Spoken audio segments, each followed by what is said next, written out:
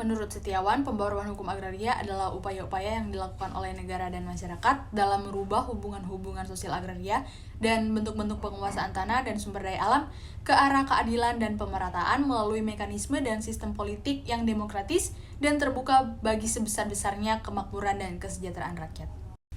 Sementara Gimire memaknai pembaruan hukum agraria sebagai suatu perubahan penting dalam struktur agraria yang berdampak pada peningkatan akses penduduk miskin pedesaan atas tanah, serta kepastian penguasaan tanah bagi mereka yang secara nyata mengerjakan tanah atau penggarap.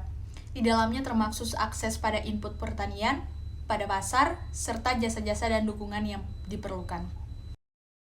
Perkenalkan, nama saya Cika Naraspati dengan NIM 2107-1101-0185. Saya akan menjelaskan tentang sejarah singkat pembaruan agraria.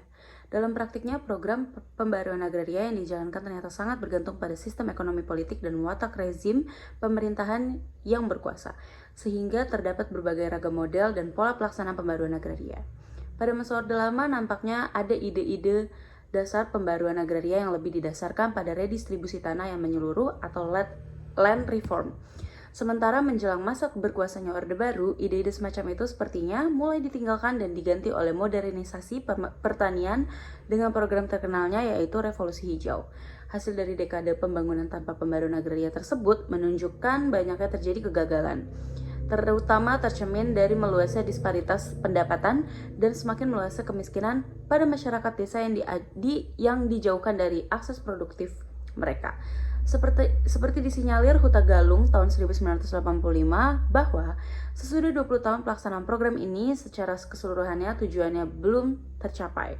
Beribu-ribu orang yang tidak mempunyai tanah menguasai tanah secara ilegal dan pola pemilikan tanah yang menunjukkan suatu kegagalan program redistribusi tanah.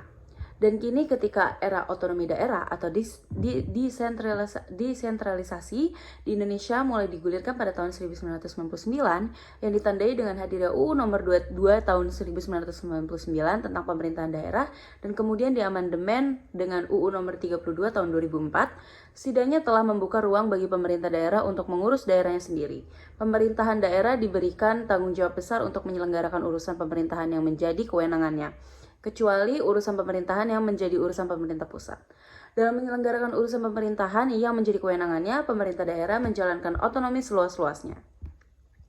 Indonesia merupakan salah satu negara yang melaksanakan pembaruan struktur pertanian pada periode 1960-an sesuai dengan Undang-Undang Dasar 1945 Pasal 33 Ayat 3.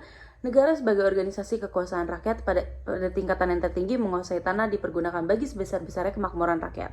Dengan semangat perubahan dan pembaharuan secara mendasar terhadap struktur pertanahan agar dapat memenuhi kepentingan dan keadilan bagi rakyat, maka sebagai perwujudan dari Pasal 33 Ayat 3 Undang-Undang Dasar 1945 dikeluarkan Undang-Undang Nomor 5 tahun 1960 tentang Peraturan Dasar Pokok-Pokok Agraria atau UUPA pada tanggal 24 September 1960. Undang-Undang Pokok-Pokok Agraria ini merupakan fundamental pengaturan dan pembaruan struktur pertanahan Indonesia. Tujuan dari Undang-Undang Pokok-Pokok Agraria adalah yang pertama meletakkan dasar-dasar bagi penyusunan hukum agraria nasional yang merupakan alat untuk membawa kemakmuran, kebahagiaan, dan keadilan bagi negara dan rakyat, terutama rakyat tani, dalam rangka masyarakat adil dan makmur. Yang kedua, meletakkan dasar-dasar untuk mengadakan kesatuan dan kesederhanaan dalam hukum pertanahan. Dan yang terakhir, meletakkan dasar-dasar untuk memberikan kepastian hukum mengenai hak-hak atas tanah bagi rakyat seluruhnya. Terima kasih. Selanjutnya, menurut Budi Harsono sebagai salah seorang perumus naskah perancang undang-undang, peraturan agraria memberikan kesaksian serupa terhadap hal tersebut. Panitia perumus pengusul nama undang-undang tentang pokok-pokok dasar hukum tanah menganggap nama-nama terlalu sempit sehingga kemudian digunakan nama undang-undang tentang peraturan dasar pokok agraria dan pembaharuan agraria, yaitu atau sering juga digunakan dengan istilah reforma agraria sebagai pengganti istilah tersebut merupakan suatu keniscayaan yang harus dilakukan seluruh pihak dan struktur pertanahan di Indonesia. Tujuan daripada itu yaitu Undang-Undang Peraturan Agraria dan satu menyatakan dasar-dasar bagi penyusun hukum agraria tingkat nasional. Yang kedua, meletakkan dasar-dasar hukum, mengadakan kesatuan dan kesederhanaan dalam hukum pertanahan. Dan yang ketiga, meletakkan dasar-dasar untuk memberikan kepastian hukum dalam hukum agraria. Utang UPA untuk melengkapi ketentuan pokok di luar bidang pertanahan itu tidak kunjungi dilunasi sehingga UPA masih menyisakan pekerjaan rumah yang belum selesai.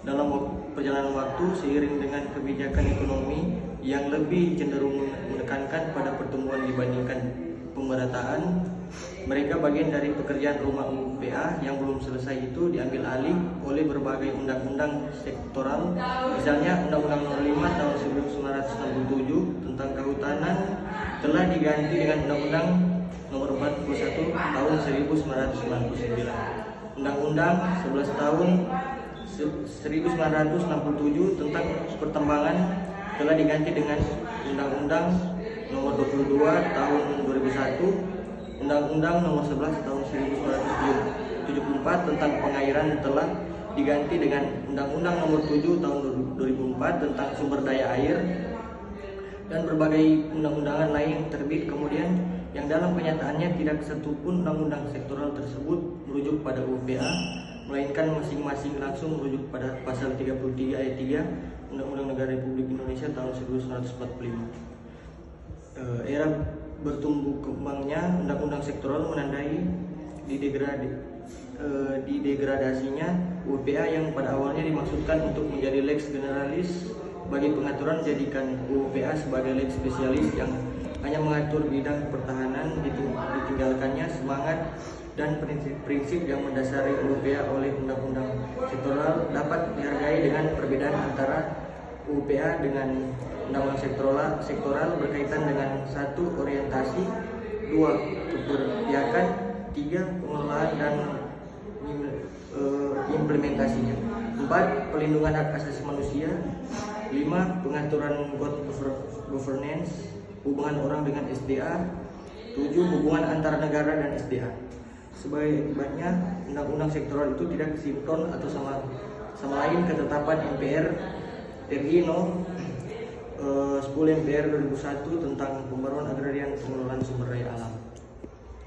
Dampak negatif tumpang tindih peraturan undang-undang di bidang SDA ini telah mendorong MPR Republik Indonesia untuk memberikan arah kebijakan dan pengelolaan SDA yang meliputi antara lain melakukan pengkajian ulang terhadap peraturan perundang-undangan yang berkaitan dengan agraria dalam rangka sinkronisasi kebijakan antar sektor demi terwujudnya peraturan perundang-undangan yang didasarkan pada prinsip pembaruan agraria dan pengelolaan sumber daya alam. TAP MPR RI No. 10 MPR 2001. Amanat tersebut diulangi dalam TAP MPR RI Nomor 5 MPR 2003 yang antara lain berbunyi sebagai berikut. Presiden bersama-sama DPR membahas undang-undang pembaruan agraria dan pengelolaan yang akan berfungsi sebagai undang-undang pokok. Amanat tersebut mensyaratkan terbentuknya suatu undang-undang SDA yang lex generalis dengan perkataan lain mereposisi UPA dengan prinsip-prinsip pembangunan agraria. Dengan demikian akan mengakhiri ketidaksinkronan antara undang-undang